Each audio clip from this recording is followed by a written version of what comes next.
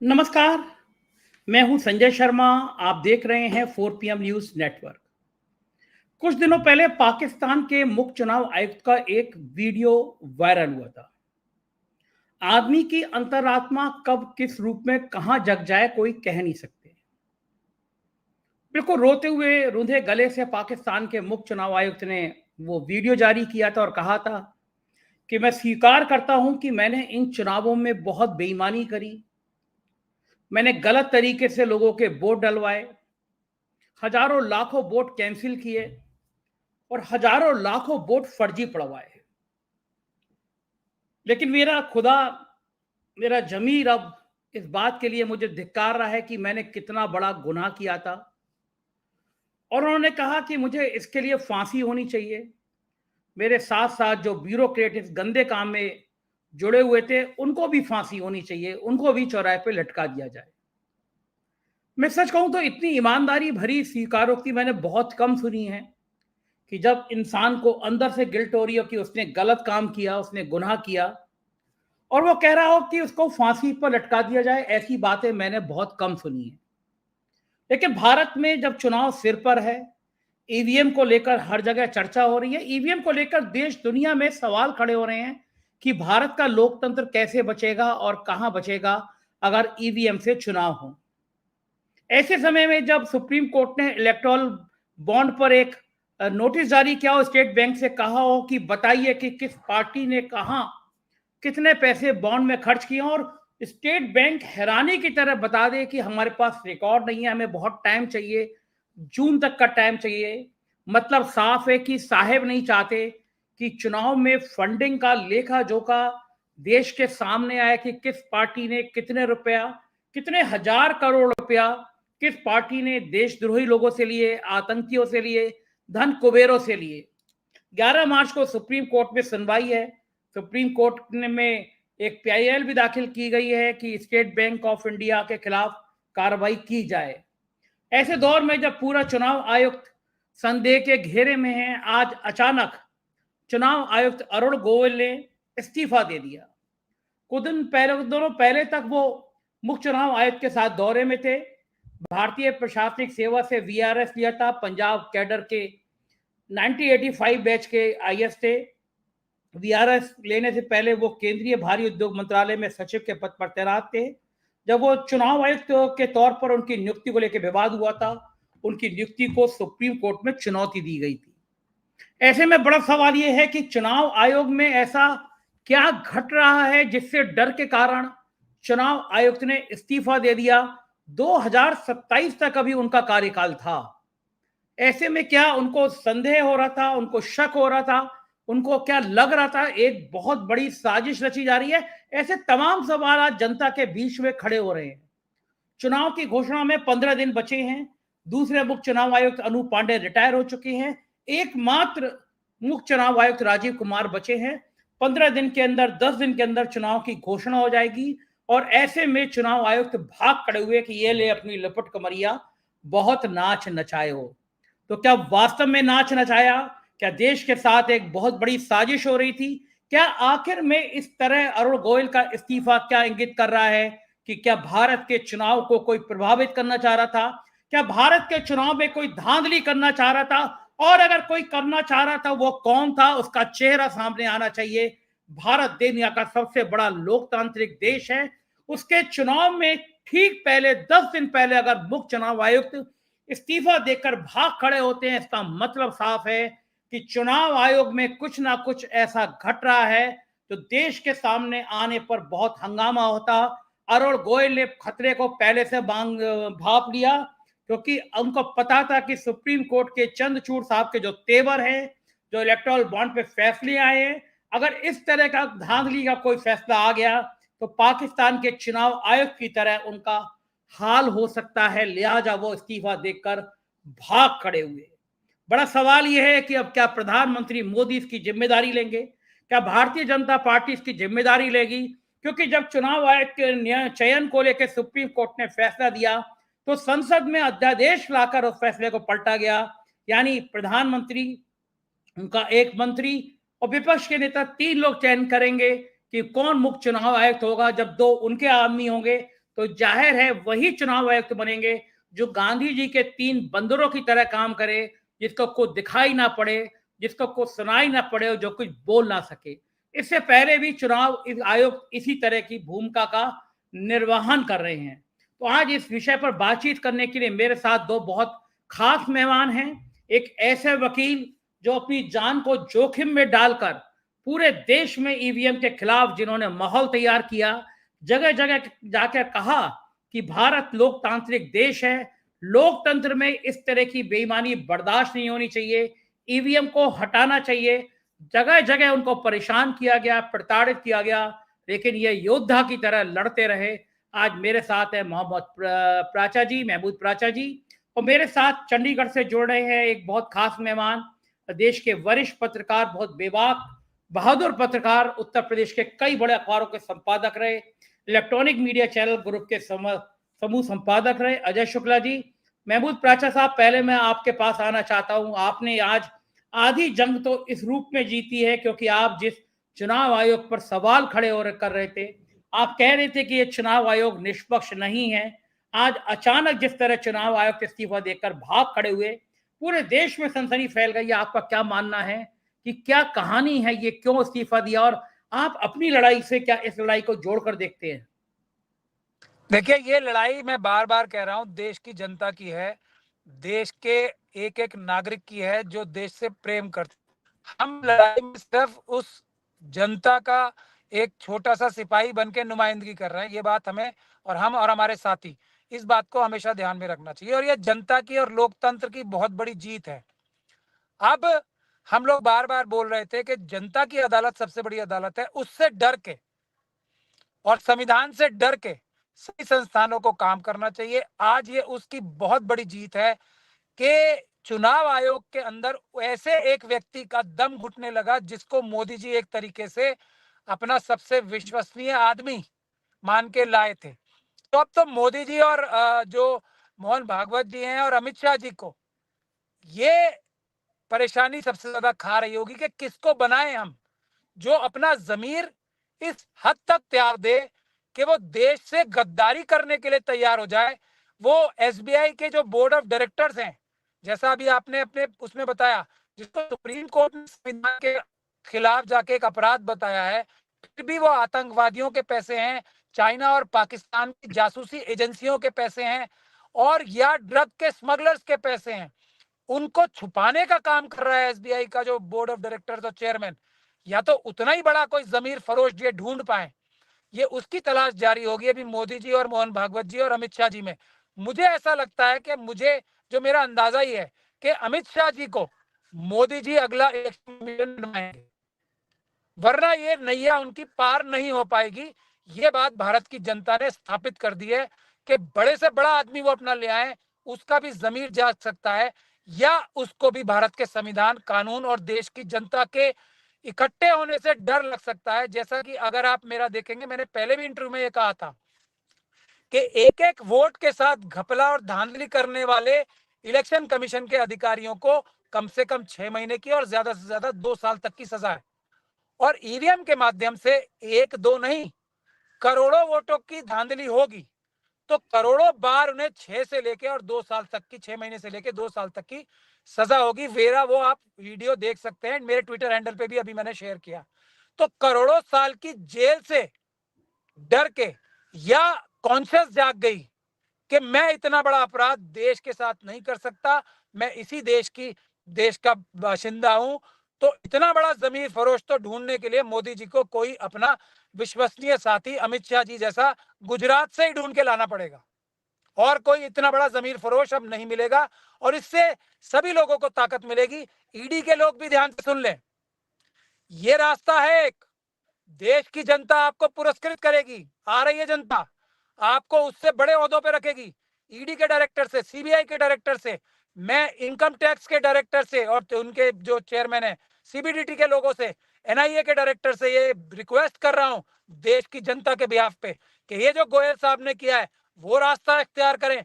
ये जो आतंक का माहौल इन्होंने बना रखा है पूरे देश में विपक्षी नेताओं के ऊपर और उसकी जनता आ रही है, जनता बख्शेगी नहीं आपको। अभी भी मान जाएं, संविधान और कानून के रूप से हिसाब से काम करना शुरू करें। नहीं कर सकते तो ये गोयल साहब की तरह इस्तीफा दे दें, जनता आपकी रिस्पेक्ट करेगी, जनता आपका सम्मान करेगी। अगर आप वही काम करते रहे मोदी जी के और अमित शाह जी के कहने पे, जनता आपको बख्शेगी नहीं, और जनता से बड़ा कोई नहीं है, मोदी जी भी नहीं है, अमित शाह जी भी नहीं है, मोहन भागवत जी भी नहीं है। ये हमारी वार्निंग समझ ले, ये हमारी सलाह समझ ले, गुजारिश समझ ले, कुछ भी समझ ले, यही होगा, और इसको जितनी जल्दी कर लेंगे उतना अच्छा रहेगा उनके लिए। बिल्कुल ठीक है, मैं भी आऊंगा दोबारा महमूद प्राचा साहब। अजय शुक्ला जी, इस इस्तीफे ने पूरे देश में सनसनी फैला दी है। 10-12 दिन के अंदर चुनाव की घोषणा होनी है, 3 में सिर्फ एक बचे हैं, राजीव कुमार। क्या लगता है कि अरुण गोयल जी ने इस्तीफा क्यों दिया होगा, क्या कारण होंगे? अभी तक तो वो मुख्य चुनाव आयुक्त के संग दौरा कर रहे थे पूरे देश का, अचानक ये इस्तीफा आना, जिस समय महमूद प्राचा साहब, उनका संगठन, बाकी लोग ईवीएम के खिलाफ पूरे देश भर में एक जागृति का अभियान चला रहे हैं, सुप्रीम कोर्ट ने इलेक्टोरल बॉन्ड को सामने लाने की बात कही है। क्या सारी परिस्थितियां, सारे ग्रह नक्षत्र अचानक, आपको ऐसा नहीं लग रहा कि सिर पे अचानक मुसीबत आ गई है मोदी जी के? क्या लग रहा है इस्तीफा क्यों दिया होगा उन्होंने, अरुण गोयल जी ने? देखिए, पहले तो मैं अरुण गोयल के बारे में बता दूं। अरुण गोयल पंजाब कैडर के आईएएस ऑफिसर हैं, आप बता ही चुके हैं। पंजाब में जब उनके बारे में मैंने पता किया, उनके साथियों से, उनके साथ काम कर चुके लोगों से, ऑफिसर्स से, तो उन्होंने बताया कि आज तक उनके सामान्य तौर पे कभी कोई विवाद नहीं रहा उनकी पोस्टिंग के दौरान, उनके काम काज में और सब चीजों में। वो नरेंद्र मोदी सरकार में जब गए, भारी उद्योग में, वहां उनका जो यहाँ बड़े पूंजीपति हैं जिनको नरेंद्र मोदी फायदा देना चाहते हैं, उन लोगों के लिए वो उन्होंने काम किया था, बेहतर काम किया था, जिसके कारण नरेंद्र मोदी को ये लगा कि हाँ, उन्हें पुरस्कृत करना चाहिए। और उन्होंने आनन फानन में जो सुप्रीम कोर्ट ने टिप्पणी की थी कि बिजली की गति से 24 घंटे के भीतर, आप याद करिए नवंबर 2022 की है टिप्पणी, कि बिजली की गति से उनकी फाइल चली और 24 घंटे के अंदर, सोचिए, नोटिंग भी बन गई, सब कुछ हो गया, राष्ट्रपति के भी साइन हो गए, प्रधानमंत्री के भी हो गए, कमेटी भी बैठ गई, सब कुछ हो गया और अपॉइंटमेंट लेटर जारी हो गया। तो साहब, जब इतनी तेज हो रहा है तो इसका मतलब है कोई इंटरेस्ट है, कोई आप ऐसा चाहते हैं। निश्चित रूप से सवाल था, हम सब ने सवाल किए, होने भी चाहिए। सुप्रीम कोर्ट ने 10 सवाल पूछे थे, उन 10 में से किसी सवाल का आज तक भारत सरकार जवाब नहीं दे सकी है। चलिए, वो तो जवाब नहीं दे सकी, उसने एक चीज बस कह के उसने खत्म किया, हम तो जो भी काम करते हैं तेजी से करने की कोशिश करते हैं, यही हमारी मंशा थी। बहरहाल, जो भी मंशा थी उसको लेकर के ये था कि कोई बहुत उम्मीद तो नहीं थी कि वो कुछ करेंगे। इसके बाद में जो सबसे बड़ी चीज आती कि जो व्यक्ति इतना साफ सुथरा रहा हो, सारी चीजें नहीं, तो आखिर उसे क्यों लाने के इंटरेस्ट था, यह एक बड़ा विषय था। और आज विषय जब खड़ा हो रहा है कि अचानक उन्होंने इस्तीफा क्यों दिया, जब इस पोस्ट पे लगने के लिए इतना कुछ था। या तो सरकार की स्वीकृति से कहीं अभी और किसी जगह पे लगाया जाना है, इसके लिए या तो किया जा रहा है, या दूसरी चीज वही है कि जो चुनाव आयोग में हालात हैं, जिस तरह की स्थितियां हैं, खड़ी हैं सामने, जिस तरह की गड़बड़ियां और जिस तरह के आरोप लगातार लग रहे हैं, उसके कारण हो सकता है। तो इनमें से बहुत सारी चीजें हो सकती हैं और निश्चित रूप से हैं। जब इतनी सारी चीजें सामने आ रही हो तो सवाल उठना लाजमी है। इसमें एक नजीर हमें लेनी पड़ेगी। रावलपिंडी में लियाकत अली चट्टा ने जिस तरीके से, जो वहां के चुनाव आयुक्त थे, उन्होंने इस्तीफा दिया और इस्तीफा देने के साथ साथ प्रेस कॉन्फ्रेंस करी। प्रेस कॉन्फ्रेंस करके उन्होंने कहा कि मैंने यह पाप किया है और अपने रिटर्निंग ऑफिसर से और सबसे मैंने ये पाप कराया है, 70 हजार वोट से जीती हुई सीट में हमने बैलेट पेपर पर फर्जी मोहरें लगवा के किस तरीके से जीते को हारे में बदला है और हारे को जीते में बदला है, यह उन्होंने स्वीकारा। उन्होंने कहा कि बैलेट पेपर से हमने किस तरह से गड़बड़ किया है, और उसके बाद में उन्होंने कहा हमने चूंकि पाप किया है, हमारे पूर्वज थे जिन्होंने देश की आजादी में भी योगदान दिया था और देश को बनाने में भी, तो निश्चित रूप से मुझे मेरा जमीर जाग गया है और मैं कहता हूं इस पाप के लिए कोई और नहीं, मैं खुद जिम्मेदार हूं। मुझे फांसी की सजा दीजिए, चौराहे पर खड़ा करके वहां पर फांसी से लटका दीजिए और मेरे साथ साथ इस अपराध में शामिल मुख्य चुनाव आयुक्त और चीफ जस्टिस को भी करिए। तो उन्होंने कहा लेकिन मैं खुद को पुलिस के आगे सरेंडर करने जा रहा हूं।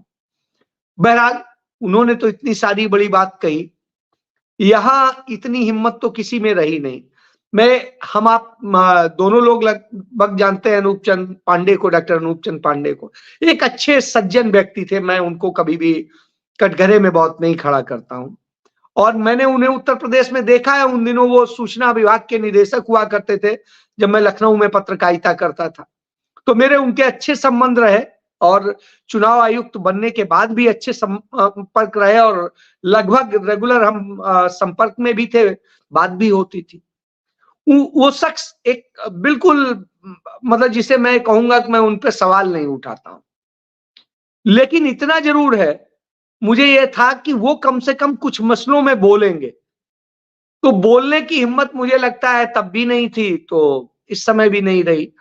लेकिन मैं इतना जरूर समझता हूं कि उन्होंने कहीं कोई उस तरह का निर्णायक वो नहीं किया कि जिसे हम हमारे देश के चुनाव को दूषित करने वाला अफसर कह सकें, तो वह हम नहीं कह सकते हैं। लेकिन इतना जरूर है कि जब गोयल आए तो बड़ा सवाल उठा कि आखिर ये क्या करेंगे, एकदम से इनको क्यों लाया गया है, क्या मकसद है।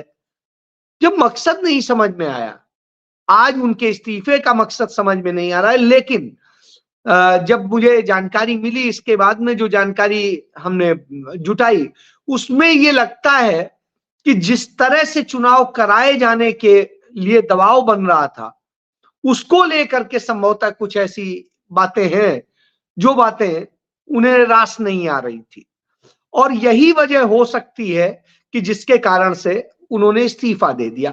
तो वो वजहें क्या हो सकती हैं? वो वजहें ये भी हो सकती हैं कि किस तरीके से लोगों के नाम खत्म किए जाएं, काटे जाएं अधिक से अधिक उस वर्ग के, सीधे कह देता हूं अल्पसंख्यक समुदाय के उन लोगों के जो लोग बीजेपी के खिलाफ वोटिंग करने की जिनकी परंपरा के रूप में देखा जाता है, वह उन लोगों के वोट खत्म किए जाएं जो लोग आवाज बनते हैं और कैसे चीजों को प्रभावित किया जाए उसके लिए पूरी चीजें, कैसे कौन कौन ऑफिसर्स को कहां कहां लगाना है इसके बारे में पूरी लिस्ट कहीं से आ जाए। एक ये भी हो सकता है कि जो चुनाव का नया शेड्यूल बन रहा है वो शेड्यूल का जो एक कल परसों में जो 2 दिन के अंदर जो एक रिलीज हुआ कि कब कब नामांकन होगा, कब क्या होगा, यह एक लेटर जो है लीक कर गया था और उसके बाद में कल चुनाव आयोग ने इसका क्लेरिफिकेशन जारी किया कि नहीं ये फेक है, ये चुनाव का हमने नहीं कोई अभी तक जारी किया है और किया है। मुझे लगता है जो भारतीय जनता पार्टी की तरफ से बनाया गया या उनके द्वारा बना के भेजा गया फाइनल शेड्यूल है वो लीक हुआ है, वो एक बड़ा विषय हो सकता है क्योंकि उसमें तमाम चीजें सामने आ रही हैं। जी, ये अभी मेरे रिपोर्टर्स ने एक खबर भेजी है कि शायद पश्चिम बंगाल में जिस तरह के तैनाती की जा रही थी और सैनिक बलों की और जो पश्चिम बंगाल में खेल होना था उस पे अरुण गोयल के राजीव कुमार के मतभेद थे। अरुण गोयल राजी नहीं थे पश्चिम बंगाल में इस खेल के लिए और वो समझ गए थे कि चीजें भारी पड़ सकती हैं, दोबारा सुप्रीम कोर्ट दखल देगा, तो इसलिए अरुण गोयल जी ने निकल जाना ही ठीक समझा। अलका लांबा ने और कांग्रेस के मल्लिकार्जुन खड़गे ने ट्वीट किया है। उन्होंने लिखा है कि जिस देश में चुनाव आयोग में पहले ही एक चुनाव आयुक्त का पद खाली था और अब दूसरे आयुक्त अरुण गोयल का इस्तीफा, वो भी ठीक लोकसभा चुनाव के पहले, कोई आम बात नहीं है। मतलब अब मोदी जी खुद तय करेंगे कि चुनाव आयुक्त कौन होगा, चुनाव कैसे होगा। क्या लोकतंत्र अंतिम दौर में है? क्या देश एक तानाशाही की तरफ बढ़ रहा है? और कुछ बहुत मजेदार ट्वीट है, मेरे मित्र हैं, बहुत अच्छी देश की बड़ी पत्रकार हैं, रोनी सिंह, उन्होंने एक बहुत अच्छा ट्वीट किया है और एक बहुत अच्छी सलाह भी दी है उन्होंने, रोनी सिंह ने। उन्होंने लिखा है कि ऐसे दौर में who will the next election commission, Anil मसीही उनसे ज्यादा अनिल मसीह से ज्यादा उपयुक्त आदमी कौन हो सकता है जिसने चंडीगढ़ का चुनाव कराया। तो उसको सबसे पात्र व्यक्ति वही अरोनी सिंह ने लिखा है कि अनिल मसीह को ही नया चुनाव आयुक्त बनाना चाहिए कि वो यहाँ पे फेयर चुनाव कराया जा सकता है। सोशल मीडिया पे इस तरह के ट्वीट की बाढ़ आ गई और सबसे मजेदार बात यह है महमूद प्राचा जी, ट्विटर पर अनिल मसीह का नाम ट्रेंड हो रहा है। मजे की बात देखिए, अनिल मसीह का नाम ट्विटर पर ट्रेंड हो रहा है कि अगले चुनाव आयुक्त अनिल मसीह बना दी जाए। इस बात पे हंसा भी जा सकता है और रोया भी जा सकता है। ये बात, दुनिया का सबसे बड़ा लोकतंत्र है देश, हम जिसको कहते हैं भारत, और वहां पे एक ऐसे भ्रष्ट और बेईमान अधिकारी का नाम लोग सजेस्ट कर रहे हैं कि ये उपयुक्त व्यक्ति है। ये वो देश था जहां पे टी.एन. शेषन जैसे मुख्य चुनाव आयुक्त हुआ करते थे, जिनके नाम पे कब कभी छड़ जाती थी नेताओं की और ब्यूरोक्रेट की। आज वहां चुनाव आयोग का ये हाल है, लोग अनिल मसीह को नाम लेकर ट्रेंड कर रहे हैं। इस इस्तीफे के बाद महमूद प्राचा जी, आप बहुत सुप्रीम कोर्ट के सीनियर लॉयर हैं, कानूनी रूप से अब आप क्या देखते हैं कि तीसरे व्यक्ति का चयन कैसे होगा, कब होगा? क्या सुप्रीम कोर्ट इसमें दखल देगा कि एक रबर स्टैंप की तरह कोई तीसरा व्यक्ति अब ना आए? क्योंकि पूरे देश के चुनाव का सवाल, लोकतंत्र का सवाल है, और जिस तरह से ये इस्तीफा हुआ है, चुनाव से ठीक घोषणा से पहले इस्तीफा हुआ है, क्या आप लोग कोई नई पहल करेंगे? सुप्रीम कोर्ट में किसी तरह की कोई याचिका दायर वायर करने का प्लान है महमूद प्राचा जी आपका?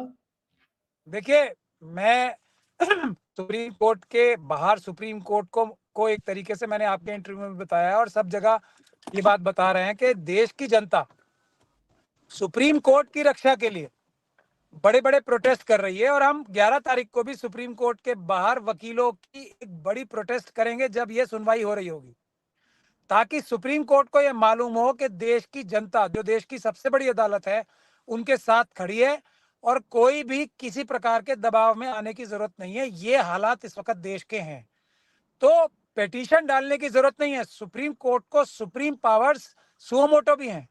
देश के हालात सामने हैं और मैं रोहिणी सिंह जी से के मैं बात से इत्तेफाक नहीं रखता। मैंने उनसे बेटर कैंडिडेट इस वक्त मोदी जी की रक्षा नहीं कर पाएंगे, अमित शाह जी उनसे बेटर कैंडिडेट हैं। तो मैं रोहिणी सिंह जी को सलाह दूंगा कि वो मेरी सलाह भी मान के अमित शाह जी को बनाने की ही सलाह दें मोदी जी को, क्योंकि वही इन हालात में मोदी जी की रक्षा कर पाएंगे, क्योंकि वो बेस्ट माइंड रहेंगे इस काम को करने के लिए। जहां तक कानून की बात है, आपने जो पूछी कि वो अब जब सुप्रीम कोर्ट का जजमेंट ओवररूल करके ऑर्डिनेंस लाके गोयल साहब को बनाया गया था, अब तो सिर्फ मोदी जी ने अपने एक कैबिनेट मिनिस्टर को, और वो भी अब दुविधा में होंगे कि स्मृति ईरानी जी को रखूं इस कैबिनेट के दूसरे सदस्य को अपने साथ, या अमित शाह जी को रखूं। अमित शाह जी को तो जब इलेक्शन कमीशन बनाना है तो स्वयं उनका नाम, अमित शाह जी अपना नाम स्वयं ही अगर रिकमेंड करेंगे तो वो थोड़ा उचित नहीं रहेगा। तो अब गुजरात से या कहीं और से स्मृति ईरानी जी मुझे लगता है मोदी जी उन्हें चूज करेंगे, और मोदी जी और स्मृति ईरानी जी इलेक्शन कमीशन का जो नए 2 मेंबर्स होंगे उनका चयन करेंगे। ऐसा कानूनी प्रावधान के हिसाब से अगर देखा जाए तो नामों को हटा दिया जाए अगर, तो मोदी जी, प्राइम मिनिस्टर और एक कैबिनेट मिनिस्टर को लेकर एक रिकमेंडेशन होगी जो अपॉइंट होंगे 2 और लोग हम। तो ये एकदम, लेकिन खुशी की बात यह है कि हम, आपने कहा 50%, मैं समझता हूँ 75% अपनी लड़ाई जीत चुके। मेरा शक और अंदेशा यह है कि ये सब बातें तो रही होंगी, गोयल साहब ने शायद हमारी बातें सुन के सेक्शन 61 कैपिटल ए में साफ तौर पे लिखा है कि इलेक्शन जो है पेपर बैलेट से ही होंगे। आज भी कानून ये है और ये बात हम बार बार कह रहे हैं, और कल हम इसकी प्रेस कॉन्फ्रेंस करके कल या परसों इसको जारी भी करेंगे, पूरा एक व्हाइट पेपर, कि आज की तारीख का कानून जो है वो ये है कि चुनाव सिर्फ और सिर्फ पेपर बैलेट से होंगे। हाँ, 1-2 जगह पे कोई विशेष वजह अगर चुनाव आयोग समझता है तो वहां पे ईवीएम से चुनाव हो सकते हैं। हो सकता है ये सलाह मानते हुए, कानूनी पोजीशन देखते हुए अरुण गोयल साहब ने ये ऑर्डर कर दिया हो या ये फाइल चला दी हो कि अब चुनाव जो अगले वाले हैं सिर्फ पेपर बैलेट से होंगे, ईवीएम से चुनाव नहीं होंगे। तो ये मुझे लगता है कि जो मेरा अंदाजा है ये भी सही हो सकता है, लेकिन इसके लिए भी इन्वेस्टिगेशन का विषय है। इन्वेस्टिगेशन की जानी चाहिए कि क्यों, किन हालात में, इतना महत्वपूर्ण विषय है कि क्यों इस्तीफा देना पड़ा। आप समझ रहे हैं इसकी नौयत, सीरियसनेस समझिए। चुनाव से कुछ दिन पहले चुनाव आयोग में जो 2 मेंबर्स हैं, और जो जो चीफ इलेक्शन कमीशन होते हैं वो कोई इनसे बड़े नहीं होते, वो फर्स्ट अमंग्स द इक्वल हैं। जैसे चीफ जस्टिस साहब हमारे देश के जो होते हैं वो कोई किसी और जज से बड़े नहीं होते हैं, वो उनके बराबर ही होते हैं, लेकिन फर्स्ट अमंग्स द इक्वल उन्हें कहा जाता है। तो उसी प्रकार से देश के चुनाव आयोग का 50% हिस्सा जो है, 50% हिस्सा इस्तीफा दे रहा है, तो कितना बड़ा संकट देश की लोकतंत्र पे और देश के ऊपर है, इस बात का आप अंदाजा लगा सकते हैं कि 50% चुनाव आयोग ने यह कहा है कि हम ऐसे हालात में काम नहीं कर सकते। मेरा अंदाजा यह है कि उन्होंने ईवीएम को हटाने के लिए, ईवीएम को बैन करने के लिए और पेपर बैलेट से चुनाव कराने के लिए कोई नोट होगा, सेक्शन 61 कैपिटल ए का हवाला देके कि हमें चुनाव सिर्फ पेपर बैलेट से कराने हैं। और इस बात से मोदी जी के ऊपर क्या असर होगा कि 40 भी पार नहीं होंगी, वाराणसी से वो चुनाव हार जाएंगे, ये उनके जहन में पहली बात आई होगी। तो क्या पैनिक का माहौल होगा, उसका आपके दर्शकों को मैं इनवाइट करता हूं कि अंदाजा लगाएं कि इस वक्त मोदी जी एक शॉल ओढ़ के या कंबल ओढ़ के एक कमरे में छुप के कैसे बैठे होंगे, डरे हुए। वो भी लोग अंदाजा लगाएं। लेकिन देश की जनता आ रही है, कोई बाधा पेपर बैलेट के बीच में आएगी, वो देश की जनता उखाड़ फेंकेगी। हर वो व्यक्ति जो ईवीएम की बात करता है, उसकी देशभक्ति के ऊपर देश की जनता शक करती है, उसे गद्दार करार देने के लिए देश की जनता तैयार बैठी है। ईवीएम का नाम लेने वाला इस देश में नहीं बचना चाहिए, ऐसा देश की जनता ने ठाना है। पेपर बैलेट से ही चुनाव होंगे। और जिस प्रकार से एसबीआई के लोगों ने ये धांधली की है, इलेक्टोरल बॉन्ड्स के गद्दारों को ना बता के, वो गद्दारी इलेक्शन कमीशन के ऑफिसर्स को नहीं करने दी जाएगी, ये देश की जनता ने ठाना है। इस वक्त कर्म का टाइम है, डिस्कशंस और बहस और लेक्चर्स का टाइम खत्म हो चुका है। देश की जनता सड़क पे आने के लिए बेकरार है। हम सब लोगों को आगे आके, सभी पॉलिटिकल पार्टी से भी मैं आपके माध्यम से गुजारिश करता हूं, कल की तारीख में अब सड़क पे आ जाएं, ईवीएम को उखाड़ फेंके, पेपर बैलेट से चुनाव होंगे और फिर असली जो नेता होगा देश का, जो प्रधान सेवक होगा, जो प्रधान सेवक होंगे मेंबर ऑफ पार्लियामेंट, वो चुन के आएंगे और देश को संविधान के रास्ते पे ले जाएंगे। ये अनाचार दुराचार के रास्ते से बचाएंगे, देश की रक्षा करेंगे, ऐसी हम उम्मीद करते हैं। प्राचा साहब, परसों एसबीआई के बॉन्ड को लेकर भी सुप्रीम कोर्ट में सुनवाई है और कंटेम्प्ट की एक याचिका भी दायर की गई है कि ये सुप्रीम कोर्ट की मानहानि है। क्या लगता है आपको कि सुप्रीम कोर्ट उस बॉन्ड पर क्या फैसला ले सकता है, क्योंकि आपने बहुत करीब से सुप्रीम कोर्ट को देखा है? देखिए, मैं आपको एक एग्जाम्पल के तौर पे बता सकता हूँ। मैं क्योंकि बागेश्वर धाम के जो वो शास्त्री जी हैं वो तो नहीं हूँ, मैं ये बता सकता हूँ कि अगर मैं सुप्रीम कोर्ट का जज होता है तो क्या करता। अगर आप चाहें तो मैं वो बता सकता हूँ। जी बताइए, वही बताइए। आप भी जज से अब कम नहीं होगा हैं। क्या कल, वो आप पूरी दुनिया देखेगी। लेकिन जो कानूनी रास्ता है, और मैं लॉजिकली बताऊंगा, कोई मैं इसमें अपनी भावनाएं या इमोशंस इस्तेमाल करके नहीं बताऊंगा। ये देश के साथ इतनी बड़ी गद्दारी का काम है, जो काम 5 मिनट में हो सकता है उसके लिए 100 दिन से ज्यादा दिन मांगे गए। तो मैं सबसे पहले, अगर मैं जज हूंगा, तो मैं एसबीआई के चेयरमैन को और उनके बोर्ड ऑफ डायरेक्टर्स को, हर एक उस व्यक्ति को जो इस फैसले में ये एफिडेविट बनाने के लिए जिम्मेदार है, चाहे वो देश के सॉलिसिटर जनरल क्यों ना हो, उनको वहीं से एफआईआर दर्ज करा के, ईडी के डायरेक्टर को बुला के एफआईआर दर्ज करा के कि ये इतने बड़े अपराध को छुपाने का काम कर रहे हैं, इनको अरेस्ट करा के जेल भिजवाने का काम करता, आर्टिकल 142 का इस्तेमाल करके।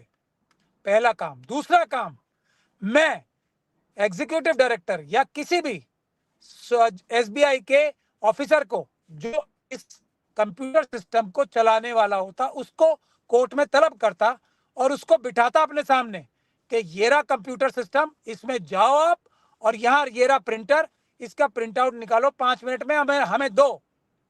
तीसरा काम मैं ये करता। प्राचा साहब, जी जी जी, आपकी आवाज थोड़ी ब्रेक हो रही है प्राचा साहब, आवाज नहीं आ रही। प्राचा साहब, आपकी आवाज नहीं आ रही। प्राचा साहब, आवाज नहीं आ रही आपकी, शायद आवाज ब्रेक हो रही है आपकी, आवाज नहीं आ रही आपकी मुझे। आपको शायद दोबारा जुड़ना पड़ेगा प्राचा साहब, मुझे लगता है दोबारा प्लीज जुड़ना पड़ेगा आपको दोबारा जुड़ना पड़ेगा। अजय जी, प्राचा साहब ने बहुत विस्तार से बताया कि ये देशद्रोह का काम है और वो आगे बता रहे थे लेकिन उनका नेटवर्क कट गया, शायद वो दोबारा जुड़ेंगे। बताइए, ट्विटर पे ट्रेंड हो रहा है अनिल मसीह का नाम, जो एक व्यक्ति बन गया बेईमानी का प्रतीक। लोग मजाक में कर रहे हैं देश के लिए, ये बात हम बड़ी मजाक में कह रहे हो लेकिन देश इस मुकाम तक लाके खड़ा कर दिया गया है। लोग चुनाव आयोग पे ऐसे सवाल खड़े कर रहे हैं। क्या ये शर्मिंदगी मेरे और आपके लिए नहीं है? पूरी दुनिया में मजाक उड़ रही है कि चुनाव से ठीक पहले भारत का चुनाव आयोग छोड़ के भाग खड़ा हुआ। करने क्या जा रहे थे मोदी जी, करनी क्या जा रही थी भारतीय जनता पार्टी? क्या खेल था? और क्या खुद मुख्य चुनाव आयुक्त को आके इसमें सफाई नहीं देनी चाहिए कि करने क्या जा रहे थे? क्यों उन्होंने इस्तीफा दिया? देखिए संजय जी, याद करिए, व्हाइट हाउस में नरेंद्र मोदी एक प्रेस कॉन्फ्रेंस में थे और उस प्रेस कॉन्फ्रेंस में दो ही पत्रकारों को सवाल के लिए इजाजत दी गई थी, एक इंडियन और एक फॉरेन का। इंडियन वाला हमारा जो करना था वो उसने वही किया कि साहब का गुणगान करना था, तो साहब वो सवाल उसने कर दिया, साहब आप बड़ा महान काम कर रहे हैं। दूसरा, वहां के एक पत्रकार ने जरूर एक सवाल किया। जब उसने सवाल किया तो नरेंद्र मोदी ने उसका तो जवाब नहीं दिया।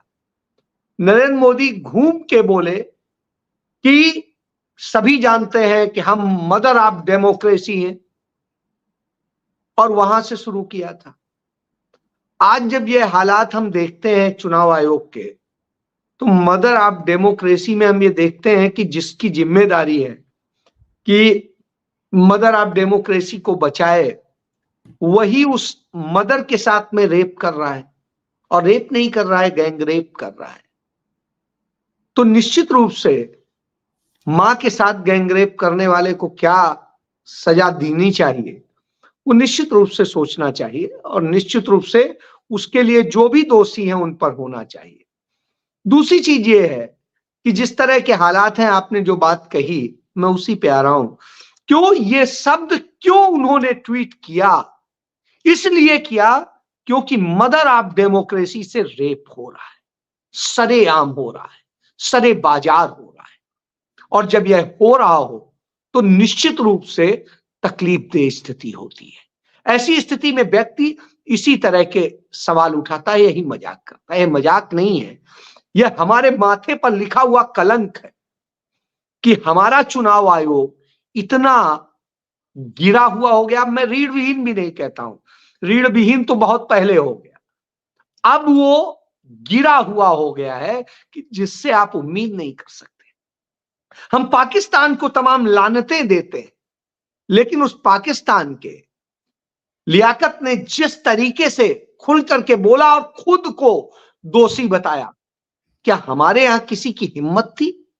हमारे यहां चुनाव आयोग राहुल गांधी को एडवाइजरी जारी कर रहा है कि आप प्रधानमंत्री पर कोई टिप्पणी मत करें। प्रधानमंत्री कांग्रेस की विधवा कहें, साहब बड़ा अच्छा है, कहते रहिए। पेंशन खा जाती है, कहें तो अच्छा है, वो कुछ भी कहें। अब आप देखिए, चुनाव आयोग ने अभी एडवाइजरी जारी की थी, हमने आपने सबने इस पे चर्चा की कि बच्चों का इस्तेमाल नहीं होगा। आज मैं अपने परिवार के कुछ सदस्यों के साथ बैठा हुआ था, उन्होंने आज ध्यान दिलाया कि अरे ये तो आयोग ने ये आदेश जारी किया था, तो नरेंद्र मोदी तो चुनाव प्रचार के लिए बच्चों का इस्तेमाल कर रहे हैं। वो जो उनके एडवर्टीजमेंट चल रहे हैं, आप देखिए उसमें कैसे कैसे इस्तेमाल किया जा रहा है। तो निश्चित रूप से सवाल खड़ा होता है कि चुनाव आयोग यदि एडवाइजरी जारी करता है तो क्यों नहीं भारतीय जनता पार्टी की मान्यता खत्म करता है? क्यों नहीं उसके अकाउंट को सीज करता है? नहीं करेगा, क्योंकि आज मदर ऑफ डेमोक्रेसी के साथ में गैंग रेप हो चुका है, और वो नित्य प्रतिदिन हो रहा है। तो आप यह समझ लीजिए, ऐसी स्थिति में उनको लटका दिया गया। स्वाभाविक सी बात है, मुझे लगता है, मैं देखिए उस पर नहीं जाता हूं क्या होगा, लेकिन अरुण गोयल का इस्तीफा जरूर चौंकाने वाला है। जो दो बातें मैंने कही, आपने भी उसमें अपने एक रिपोर्टर के थ्रू एक चीज वो करी कि कुछ पोस्टिंग्स मैंने आपसे कहा कि कुछ लोगों को ऐसी जगह लगाने की, और उसकी कोशिशें हो रही होंगी, जिसको लेकर के कुछ विरोधाभास हो सकता है। विरोधाभास हो सकता है कि भारतीय जनता पार्टी के पास कहां से पहुंच गया, कि क्या प्रोग्राम बना रहे हैं चुनाव का, कि कब नामांकन होगा, कब क्या होगा, कैसे होगा। तो ये सारी चीजें हैं, बिल्कुल हैं। क्यों? क्योंकि फंसेंगे, जेल जाएंगे। यदि नौबत आती है, कुछ चीज पकड़ा जाता है, तो निश्चित रूप से ये जाएंगे। लेकिन इसके बावजूद, चूंकि पाचा साहब बैठे, मैं एक शब्द कह के खत्म करूंगा कि कोर्ट नंबर 2 में कौन बैठा हुआ है। कोर्ट नंबर 2 में जो बैठा हुआ है, उसके ग्रैंडफादर या फादर जो भी थे, वो क्या थे आरएसएस में और क्या करते थे, यह भी समझ में आ जाएगा। और वो वहां बैठ के क्या करता है, इसीलिए समझने वाला है। एक चीज मैं कहना चाहूंगा प्राचा साहब, देखिए, मैं देख रहा हूं कि देश की जनता के अंदर जागृति का पैमाना, मैं अभी लाइव आपको बता रहा हूं। एक साहब है, नाम है सुधीर चौधरी जी, ब्लैक एंड व्हाइट शो करते हैं। और मैं सब दर्शकों को धन्यवाद देते हुए मैं ये बात कहना चाहूंगा, ब्लैक एंड व्हाइट शो खोल के देखिएगा, उनका टीवी वैसे ही कोई नहीं देखता है, सोशल मीडिया पे ब्लैक एंड व्हाइट शो को पूरे, जब वो 8 से 9 बजे कर चुके होंगे, अब 11:30 बज रहे हैं, उसको देखने वाली की संख्या 10,000 से क्रॉस नहीं होगी। वो प्राचा साहब क्या करने जा रहे हैं देश में, मेरे ऊपर काउंटर आ रहा है। 22,000 लोग, हमें अचानक, हमने लाइव किया, कोई पहले से तय नहीं था, घटना आ गई आपसे बातचीत करने, अचानक प्लान किया, और आधी रात हो रही है, 11:30 बज रहे हैं। प्राचा साहब, 22,000 लोग हमको लाइव देख रहे हैं, लगातार देख रहे हैं। इसका मतलब कि देश में एक क्रांति की अलग, जो प्राचा साहब आपने पैदा की, जगाई, 1,000 कमेंट आ चुके हैं। देश, 22,000 लोग लगातार बैठ के सुन रहे हैं कि प्राचा साहब क्या करने जा रहे हैं, इस्तीफा क्यों दिया। और ये एक जागृति का परिचायक है कि देश के अंदर एक चेतना विकसित हो रही है। तो क्या इन लोगों को, इन जागरूक लोगों को, इन भारतीय नागरिकों को अधिकार नहीं है कि अरुण गोयल जी सार्वजनिक मंच पर आके बताएं कि आखिर चल क्या रहा था, क्या धांधली थी, क्या गोलमाल था, क्या ईवीएम का फ्रॉड था? क्या देश की जनता को जानने का अधिकार नहीं है? प्राचा साहब, आना चाहिए उनको या नहीं आना चाहिए? देखिए, इतना ही जमीर जाग गया, उसी से हमें धन्यवाद करना चाहिए, ऊपर वाले का भी, और ये देश की जनता का एक जो जागरूकता है। अरुण गोयल जी हों या दूसरे लोग हों, वो सड़क पे भी तो निकलते हैं ना। सिर्फ जिस गंदे और गलीज आदमी का आप नाम ले रहे हैं, जो देश के गद्दार है, और उस जैसे अकेला गद्दार नहीं है वो, और भी गद्दार हैं। लिस्ट बड़ी लंबी है उनकी, और ये सब गद्दारों को देश की जनता सजा देगी, ये आप मेरी बात मान के रखना। ये सिर्फ उसका एक परिचायक है, ये सिर्फ एक छोटा सा एग्जाम्पल है आप जो दे रहे हो कि आपको और इस शो को इतने लोग देख रहे हैं और सडनली देख रहे हैं। उसका तो प्रोग्राम पहले से तय होता है। और ऐसे सभी जो देशद्रोही अपने आप को पत्रकार का चोला ओढ़ के बैठे हैं, वो बचने वाले नहीं है। देश की जनता इन्हें छोड़ेगी नहीं। सड़क पे निकलते हैं लोग, इनकी तरफ से मुंह फेर लेते हैं, ये रोज हो रहा है इनके साथ। लेकिन पैसे का लालच, मोदी जी और आरएसएस और बीजेपी के ने जो इनके खून के अंदर लालच, डर का इंजेक्शन डाल दिया है, उसके आगे मजबूर हैं। लेकिन इनको डरना चाहिए, मोदी जी से कम, देश की जनता से ज्यादा। जो इनका अंजाम होने वाला है, ये इतने सालों तक जेल जाएंगे ना, जो इस वक्त देश के साथ गद्दारी कर रहे हैं, शायद ये झेल नहीं पाएंगे उतना, इतना इनमें दम नहीं है। अभी भी मौका है, हम सबको बोल रहे हैं, सबको बोल रहे हैं, ईमानदारी से, भारत के संविधान के हिसाब से देश का 4th पिलर बनो, सच्चाई बताओ। ये चाटुकारिता, गुलामी आपके काम नहीं आएगी, किसी भी हाल में नहीं आएगी, किसी भी कीमत पे नहीं आएगी। जनता ने आपको आपकी शक्ल दिखा दी, और ये 10,000 लोग वो होते हैं जो आरएसएस का काडर है। इनको एक व्यक्ति मुंह देखने को तैयार नहीं है इनका, मैं आपको बताऊं तो बात। और हमने तो इनका टोटल बायकॉट कर रखा है। देख लीजिए, देश की जनता भी हमें इनसे ज्यादा प्यार कर रही है ना, जो ये आरएसएस और बीजेपी के लोग जो इन चैनलों पे जाके अपना, और हमारे जैसे भी जो एससी एसटी और माइनॉरिटी के लोग हैं, जिनको ये आर्टिफिशियल लीडर बनाते हैं, ये टीवी चैनल्स पे बिठा बिठा के उनकी भी क्या हैसियत और औकात रह गई है। ये पूरा देश नहीं, पूरी दुनिया देख रही है। ये भारत देश है, मदर ऑफ डेमोक्रेसी है, वो देश की जनता की वजह से है। कोई नरेंद्र मोदी जी, कोई प्रधानमंत्री, कोई होम मिनिस्टर इस देश की डेमोक्रेसी को नुकसान तो पहुंचा सकता है, खत्म नहीं कर सकता।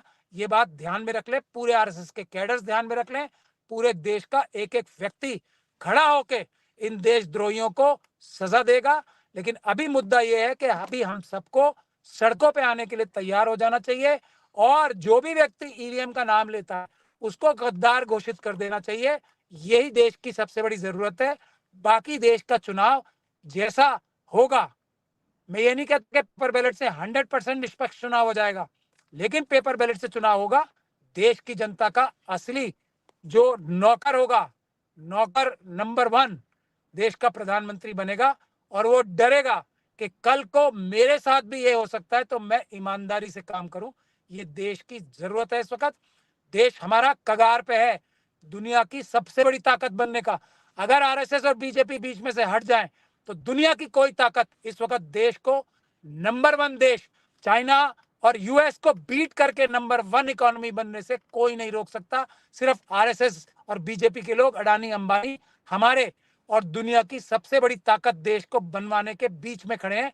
देश की जनता को उनको हटा देना चाहिए और देश का जो रियल पोटेंशियल है, दुनिया का नंबर 1 देश बनना, दुनिया में शांति स्थापित करने का, वो हम लोग अदा करेंगे, ऐसा मुझे पूर्ण विश्वास है। रचा साहब, एक आखिरी सवाल।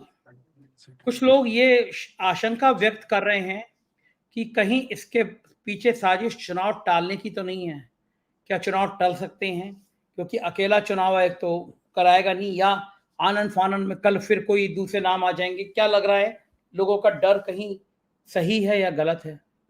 ये देश की जनता की तरफ से मैं एक आपको नारा बता रहा हूं, दम है कितना दमन में तेरे, देख लिया है देखेंगे। कोई चुनाव आयोग सिर्फ एक नौकर होता है। चुनाव है देश की जनता का। देश की जनता चुनाव कराने के लिए एक नौकर रखती है चुनाव आयोग के रूप में। उतना ही भर काम है अपने आप को बड़ा आदमी समझने की चेष्टा और गलती ना करे चुनाव आयोग। ये चुनाव हमारा है, देश की जनता कराएगी और निष्पक्ष रूप से कराएगी, ईमानदार चुनाव आयोग से कराएगी। ये नहीं तो कोई और सही, वो नहीं तो कोई और सही। कोई नरेंद्र मोदी जी का, मोहन भागवत जी का और अमित शाह जी का चमचा देश का चुनाव खराब नहीं करा पाएगा। देश की जनता जाग चुकी है। आप सभी लोग निश्चिंत रहें, हम सभी लोग निश्चिंत हैं। देश की जनता अब जाग चुकी है। चुनाव आयोग वो करेगा जो चुनाव के कराने का कानून है, संविधान है और जो रिप्रेजेंटेशन ऑफ पीपल्स एक्ट कहता है और उसके तहत बने हुए रूल्स कहते हैं। और सेक्शन 61 कैपिटल ए बचे हुए चुनाव आयोग पढ़ लें। कोई चुनाव में देरी नहीं होगी, कोई चुनाव में देरी की जरूरत नहीं है। पेपर बैलेट से चुनाव होंगे, समय पे होंगे और मोदी जी 40 पार नहीं कर पाएंगे। बहुत बहुत शुक्रिया मोहम्मद महमूद प्राचा साहब। संजय जी इसमें एक चीज जरूर कहना चाहूंगा। एक नजीर हमारे सामने है जो रोहिणी ने जो ट्वीट किया, उस ट्वीट को आप लीजिए। देखिए, एक निर्वाचन अधिकारी होता है, उसके साथ एक सहयोगी निर्वाचन अधिकारी होता है। पहले सहयोगी निर्वाचन अधिकारी बीमार पड़ जाता है, फिर निर्वाचन अधिकारी बीमार पड़ जाता है और चुनाव टल जाता है। ठीक है, उसके बाद कुछ दिन बाद, हफ्ते भर बाद, 10 दिन बाद हो जाता है, लेकिन टल तो जाता है। कमोबेश आज देश के अंदर 3 चुनाव आयुक्तों की जगह एक ही बचा, जो चीफ वो है, नीचे वाला चला गया है। यदि इसको कुछ हो जाए तो निश्चित रूप से चुनाव कुछ दिन तो टल जाएगा, इसमें कहीं कोई दो राय नहीं है। ये चीजें तो हो सकती हैं। हालांकि हमारी एक कानून है, उस कानून के तहत चीजें आएंगी। उस समय में यदि कोई साजिश की भूमिका तैयार की गई होगी तो वो रची जा सकती है, इसमें कहीं कोई दो राय नहीं। और साजिशें रचने में मोदी और अमित शाह गैंग का पूरा महारत हासिल है, इसको मुझे बताने की जरूरत नहीं है। गुजरात से लेके आज तक हम देख सकते हैं। और उन्होंने जिस तरीके से जुडिशियरी से लेके हर जगह जितनी भी संस्थाएं, उनमें जिस तरीके से किया है, वो निश्चित रूप से डरावना है। इतिहास डरावना है, इसलिए हमें आशंका पैदा होना लाजमी है और होनी भी चाहिए। और इस चीज के लिए हमें तैयार होना चाहिए। जो पाचा साहब ने कहा, मैं उस बात से आता हूं कि निश्चित रूप से हमें इसके लिए तैयार होना चाहिए कि जरूरत पड़ी तो हमें इस लड़ाई के लिए भी खड़ा होना होगा कि कैसे हम अपने लोकतंत्र को बचाएं।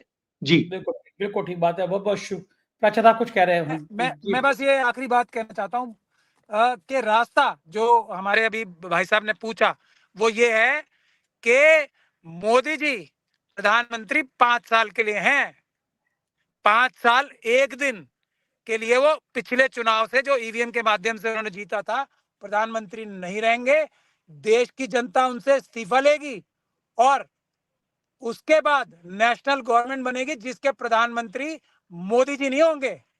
ये ध्यान में रख लें बात। नेशनल गवर्नमेंट बनेगी, इनका इस्तीफा लिया जाएगा तुरंत। चुनाव टालने की दुस्साहस मन से भी निकाल दें, वरना उसका अंजाम ये होगा मोदी जी का इस्तीफा लिया जाएगा, करोड़ों लोग सड़कों पे आएंगे, उसके बाद नेशनल गवर्नमेंट बनेगी, वो राष्ट्रपति शासन में तहत के बाद चुनाव होगा और वो पेपर बैलेट से ही होगा। तो तय कर लें, द्रौपदी मुर्मू साहिबा की क़यादत में चुनाव होने हैं या मोदी जी की क़यादत में। ये ध्यान कर लें, मोदी जी जितनी वो चालें चलेंगे, देश की जनता उससे बड़ी चाल चलने को तैयार बैठी है। इस वक्त देश की जनता मोदी जी को नकार चुकी है। कोई भी पीछे का रास्ता, खिड़की, सुराग, इनको प्रधानमंत्री अब रहने नहीं दे सकते। देश की जनता ने ये तय कर लिया है, वो अपना रास्ता तय कर ले, माफी मांगे और अपने गुनाहों की सजा भुगतने को तैयार रहे।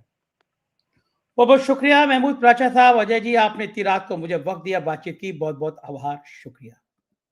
बहुत बहुत शुक्रिया संजय शर्मा जी।